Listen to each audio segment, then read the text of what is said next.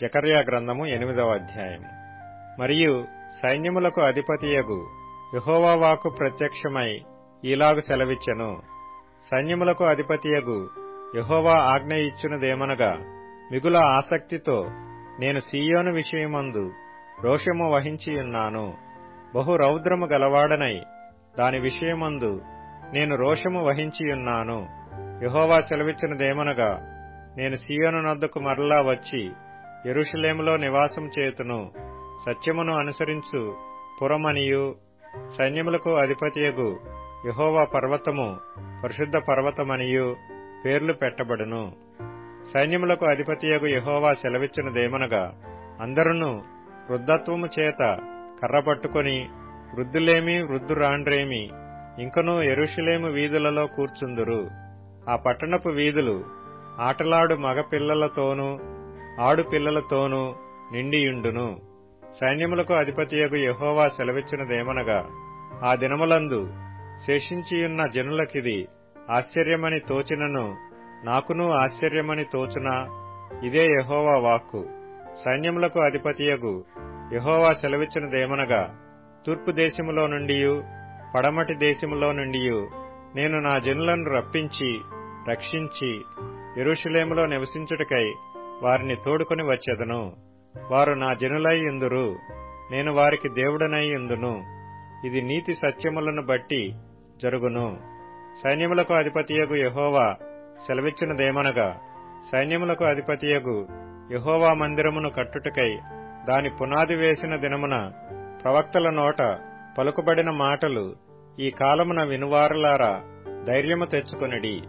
ఆ దినములకు ముందు మనుషులకు కూలి దొరకకయుండెను, పశువుల పనికి బాడిగ దొరకకపోయెను. తన పనిమీద పోవు వానికి శత్రుభయము చేత నెమ్మది లేకపోయెను.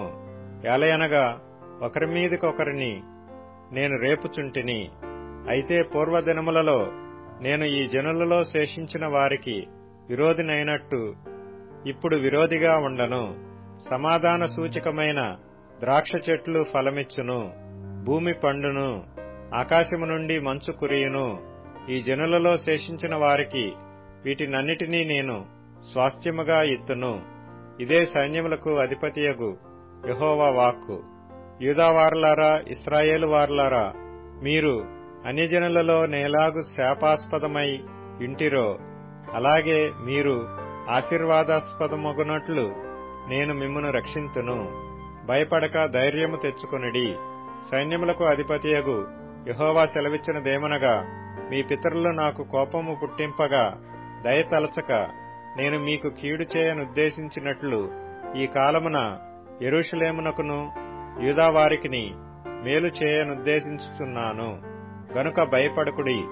మీరు చేయవలసిన కార్యము లేవనగా ప్రతివాడు తన పొరుగువానితో సత్యమే మాటలాడవలెను. సత్యమును బట్టి సమాధానకరమైన న్యాయమును బట్టి మీ గుమ్మములలో తీర్పు తీర్చవలెను. తన పొరుగువాని మీద ఎవడనూ దుర్యోచన యోచింపకూడదు. అబద్ధ ప్రమాణము చేయనిష్టపడకూడదు. ఇటివన్నీయు నాకు అసహ్యములు. ఇదే యెహోవా వాక్కు. మరియు సైన్యములకు అధిపతియగు యెహోవా వాక్కు నాకు ప్రత్యక్షమై ఈలాగు సెలవిచ్చెను. సైన్యములకు అధిపతియగు యెహోవా ఆజ్ఞ ఇచ్చినదేమనగా, 4వ నెలలోని ఉపవాసము, 5వ నెలలోని ఉపవాసము, 7వ నెలలోని ఉపవాసము, 10వ నెలలోని ఉపవాసము యూదా ఇంటి వారికి సంతోషమును ఉత్సాహమును పుట్టించు మనోహరములైన పండుగలగును. కాబట్టి సత్యమును సమాధానమును ప్రియముగా ఎంచుడి. సైన్యములకు అధిపతియగు యెహోవా సెలవిచ్చినదేమనగా, జనములను అనేక పట్టణముల నివాసులను ఇంకనూ వత్తురు. ఒక పట్టణపు వారు మరియొక పట్టణపు వారి యొద్దకు వచ్చి ఆలస్యము చేయక యెహోవాను శాంతిపరచుటకును సైన్యములకు అధిపతియగు యెహోవాను వెదుకుటకును మనము పోదము రండి అని చెప్పగా వారు మేమును వత్తుమందురు. అనేక జనములను బలమును గల జనులను యెరూషలేములో సైన్యములకు అధిపతియగు యెహోవాను వెదుకుటకును యెహోవాను శాంతిపరచుటకును వత్తురు. సైన్యములకు అధిపతియగు యెహోవా సెలవిచ్చినదేమనగా, ఆ దినములలో ఆయా భాషల మాటలాడు అన్యజనులలో 10 మంది ఒక యూదుని చెంగు పట్టుకొని, దేవుడు మీకు తోడుగా ఉన్నాడను సంగతి మాకు వినబడినది గనుక మేము మీతో కూడా వత్తుమని చెప్పుదురు.